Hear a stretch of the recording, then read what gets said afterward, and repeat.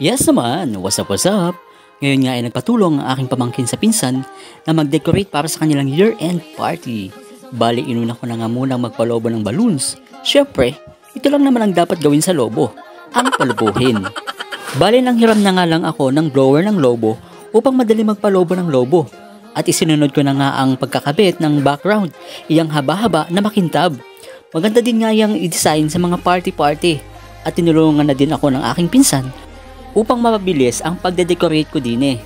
So panoodin nyo na lang guys ang video kong ito hanggang sa matapos. At kung nagustuhan nyo ang simpleng decoration, comment lang kayo sa comment section. Bye-bye!